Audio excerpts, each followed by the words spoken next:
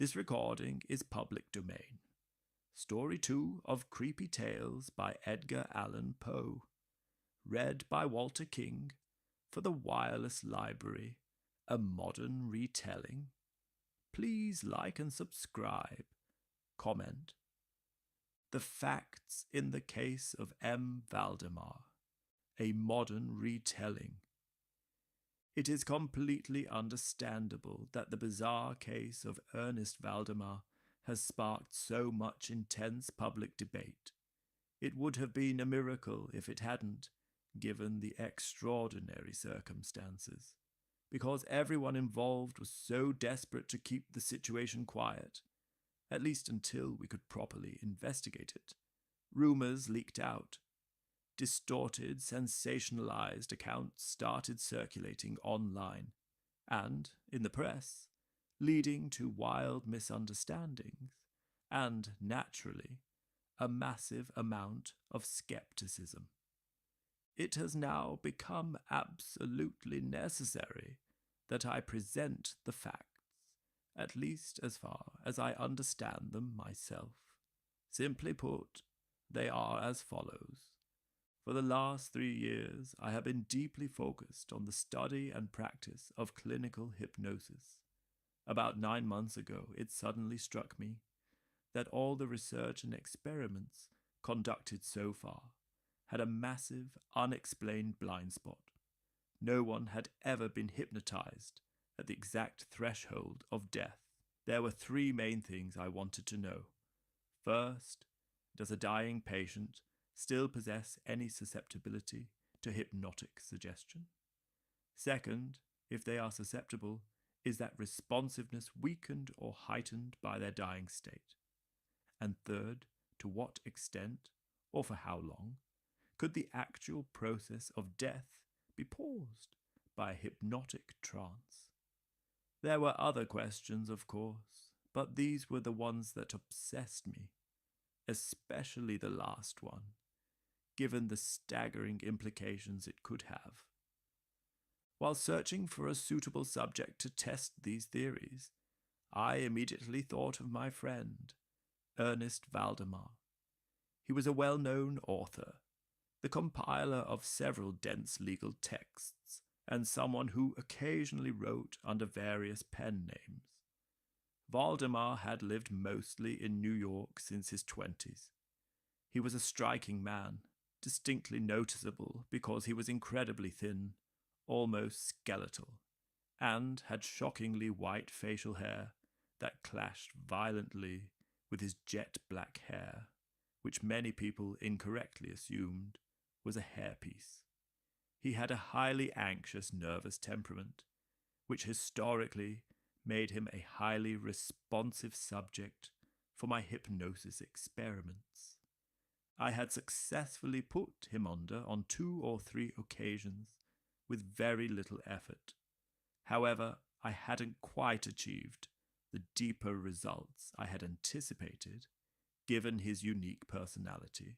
His willpower never fully surrendered to my control, and I could never reliably guide him into deeper, more profound states of trance.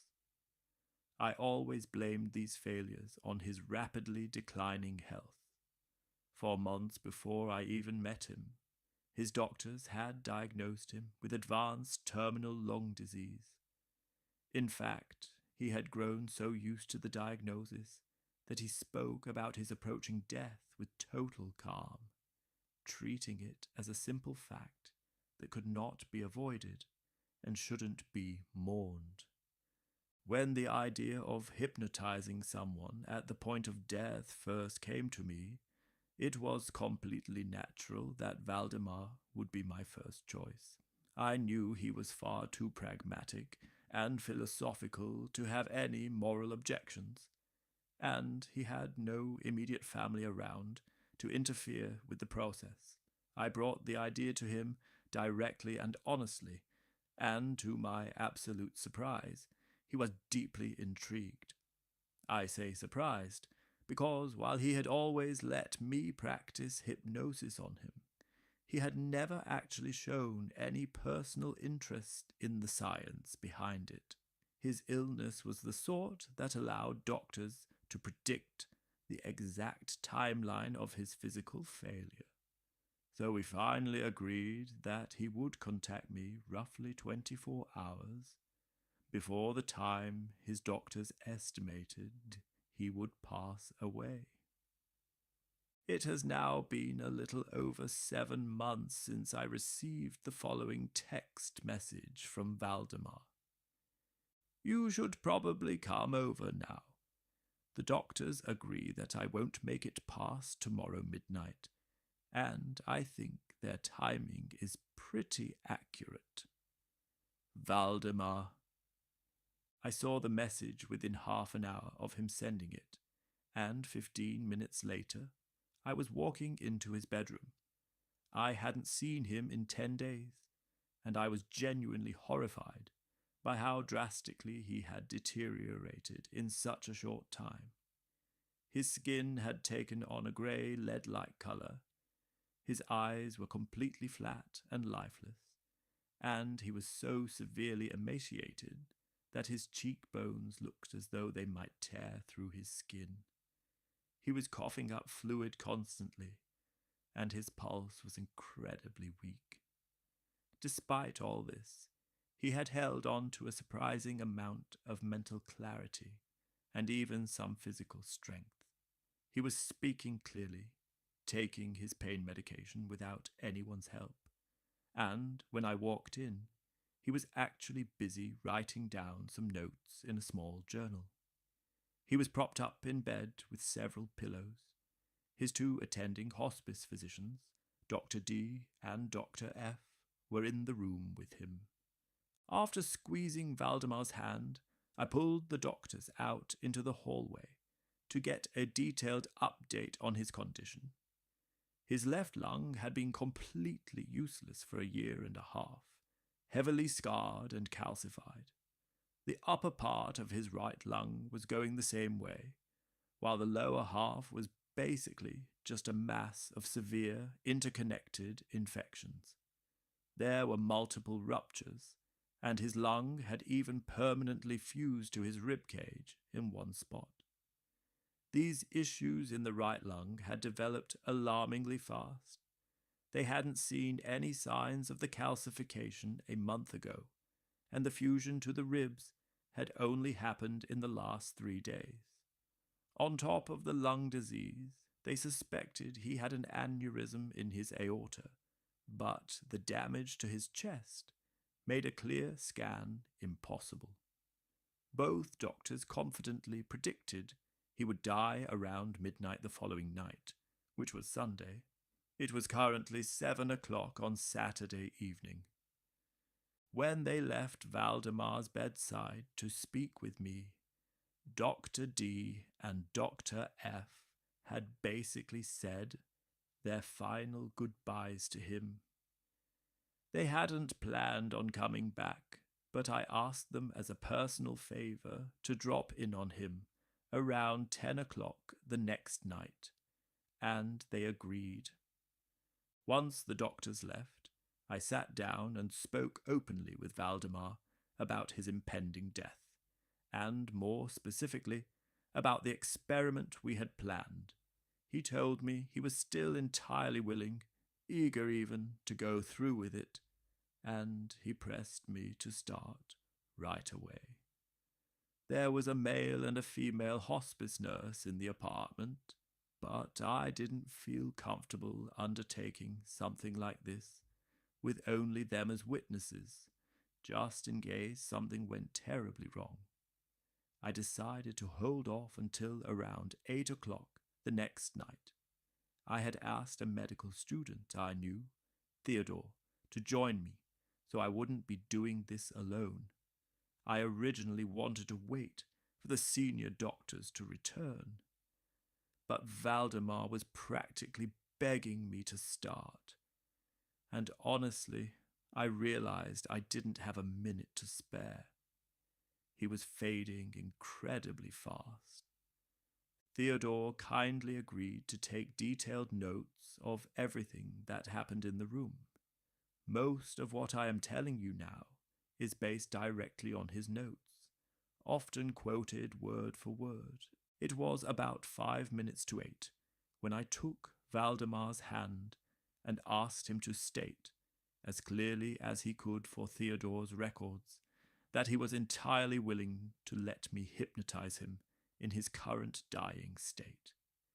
He answered weakly, but clear enough for us to hear, "Yes, I wish to be hypnotized," and then immediately added, "I am afraid you have waited too long." As he spoke, I began the rhythmic motions and visual focal points I had always found worked best for him. I could tell the very first sweep of my hand across his brow had an effect, but despite putting all my focus and energy into it, I couldn't get him into a deeper trance until just after 10 o'clock. That was when Dr. D and Dr. F arrived, right on time. I quickly explained what I was trying to do. They didn't object, pointing out that Valdemar was already entering his final death throes. I pushed forward without any more hesitation, changing my hand motions to downward sweeps and locking my eyes entirely onto his right eye. By now his pulse was completely gone. His breathing was a harsh, rattling gasp, coming only once every 30 seconds. He stayed like this, hovering right on the edge, for about 15 minutes. But at the end of that quarter hour, a deep, surprisingly natural sigh escaped his chest, and that awful rattling sound stopped entirely.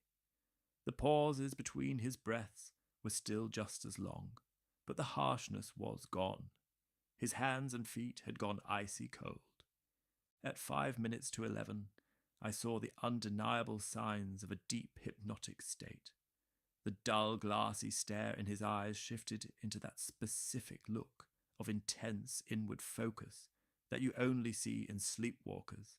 It's a look you simply can't mistake. With a few rapid hand gestures, I made his eyelids flutter, as if he were drifting off to sleep, and with a few more, I forced them fully closed. I wasn't done, though. I continued the induction process intensely, pouring all my willpower into it, until I had made his entire body go completely rigid. I had arranged him in what looked like a comfortable resting position, his legs stretched out, his arms resting on the bed beside his hips, and his head slightly raised on a pillow. By the time I finished, it was exactly midnight. I asked the doctors to come over and examine him. After running a few checks, they conceded that he was in an extraordinarily deep, hypnotic trance. Both doctors were fascinated. Dr. D decided right then that he was going to stay in the room all night, while Dr. F went home but promised to be back at dawn. Theodore and the nurses stayed as well. We didn't touch Valdemar again until about 3 in the morning. I walked over to the bed and found him in exactly the same state as when Dr. F had left. He hadn't moved an inch.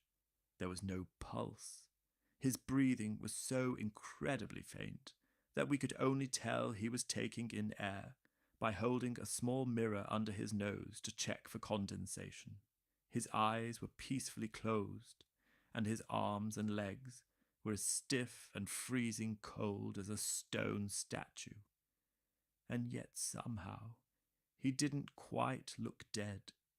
Standing over him, I made a half-hearted attempt to see if his right arm would mimic the movements of my own arm as I waved it slowly back and forth above him. I had never actually gotten him to do this when he was healthy, so I definitely didn't expect it to work now.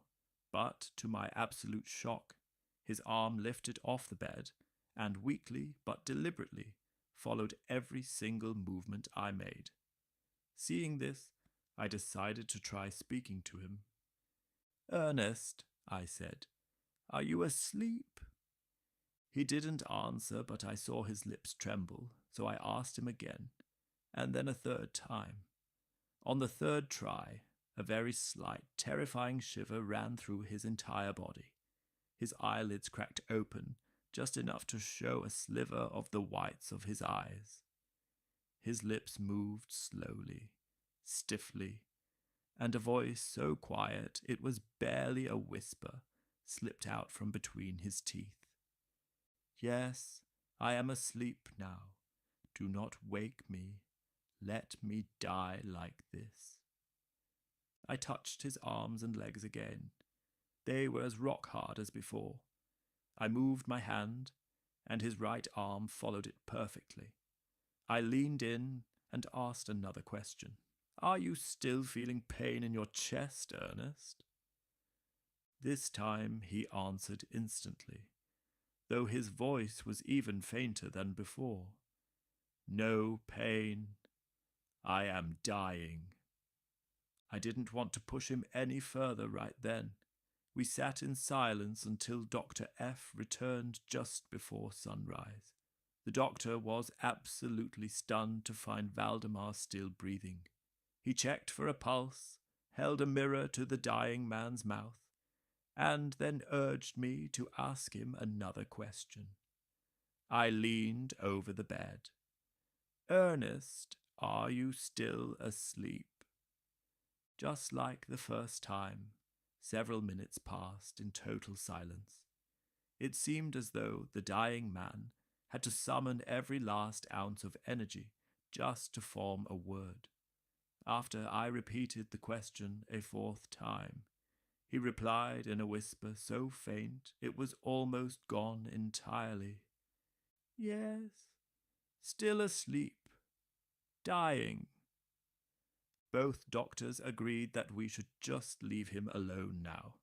He seemed peaceful, and they were certain the actual moment of death would happen within minutes. But I felt compelled to speak to him one last time, so I repeated my question. The moment the words left my mouth, Valdemar's face underwent a horrifying transformation. His eyelids slowly rolled open, revealing only the whites of his eyes as his pupils vanished upward into his skull. The color vanished from his skin in a fraction of a second, leaving him looking like bleached parchment. The bright flush of fever that had been burning on his cheeks blinked out instantly. It was exactly like watching someone blow out a candle. At the exact same moment, his upper lip curled sharply backward, pulling tightly away from his teeth. Then his lower jaw dropped with a loud, sickening crack, stretching his mouth wide open and revealing a swollen, completely black tongue. Everyone in that room was used to being around death.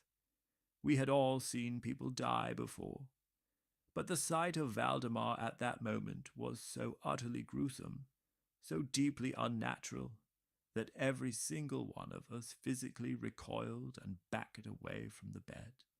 I know that what I'm about to tell you will sound impossible. I know people will refuse to believe it, but I have to finish the story. There was no pulse, no breath, no life left in him. We were absolutely certain he was dead.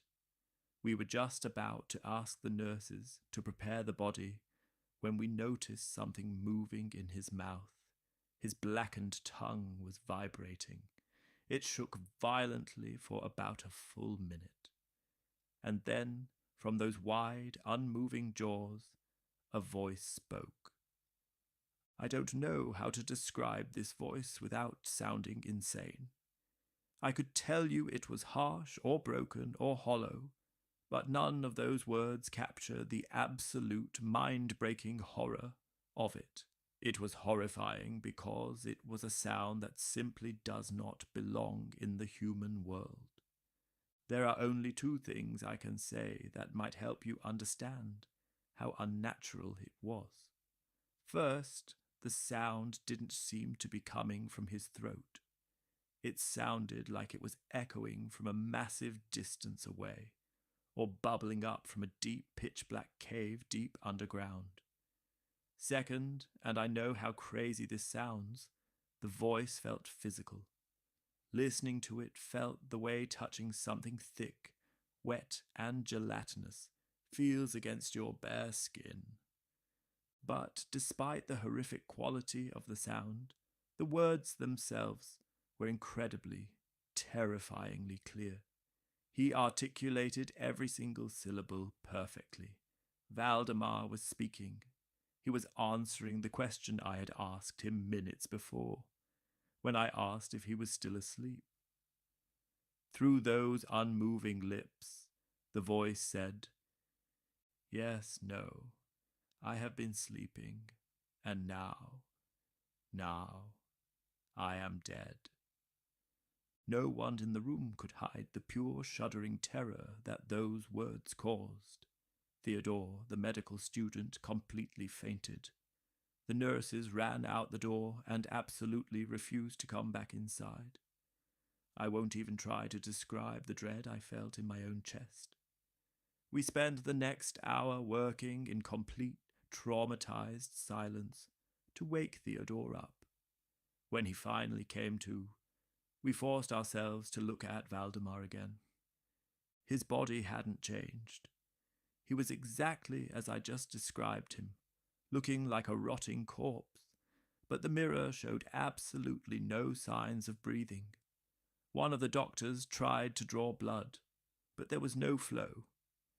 Furthermore, his arm no longer responded to my hypnotic suggestions. He wouldn't move, no matter what I did. The only indication that the hypnotic trance was still holding him was his tongue. Whenever I asked him a question, his tongue would vibrate. It was as if he was trying desperately to answer, but lacked the physical mechanism to do it. He didn't respond to anyone else in the room. He only reacted to my voice, even when I tried to transfer the hypnotic link to the doctors. That is everything you need to know about his state on that first night. We eventually convinced different nurses to come in, and around 10 o'clock the next morning, I left the apartment with Theodore and the doctors. We all went back that afternoon. He was exactly the same. We had a long debate about whether we should try to wake him up, but we quickly realized there was no point. It was obvious that the hypnotic trance had effectively paused the biological process of death. We all agreed that if I broke the trance, he would simply die instantly.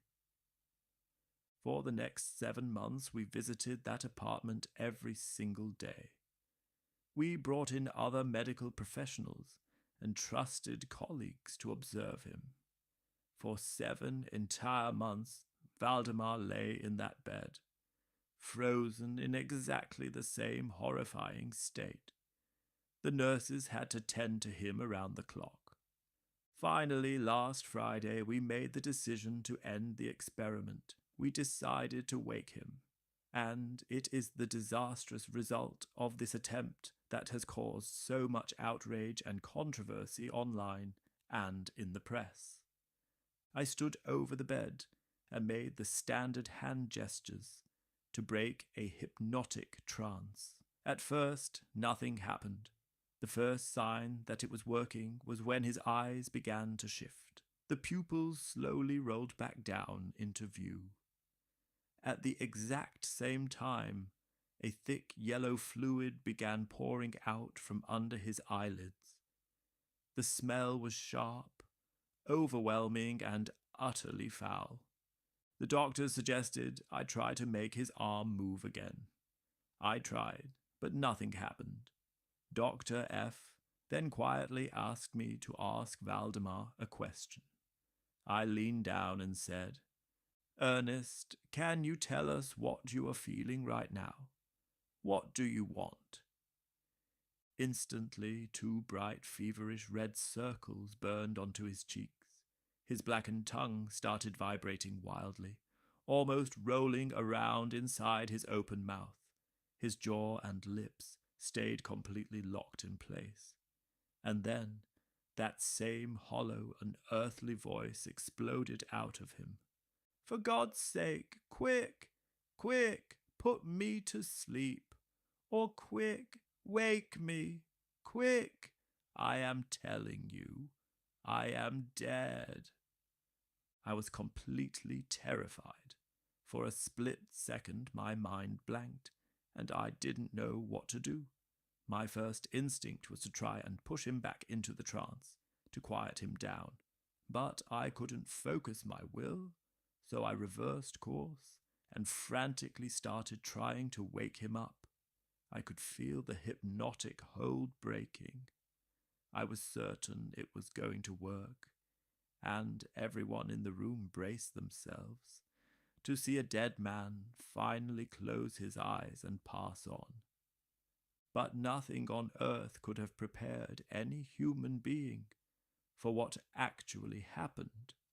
As I frantically made the motions to break the trance, the voice kept screaming, "Dead! Dead!" It sounded like it was detonating directly off his tongue, and as the last hold of the hypnosis shattered, his entire body gave way. In the span of less than 60 seconds, right beneath my hands, Ernest Valdemar shrunk inward, crumbled, and completely rotted away. There, on the mattress, in front of all of us, was nothing but a liquid, spreading mass of unspeakable, detestable rot. The end. We hope you enjoyed that. If you did, come check out the channel. Buy me a coffee if you like. Thank you for listening.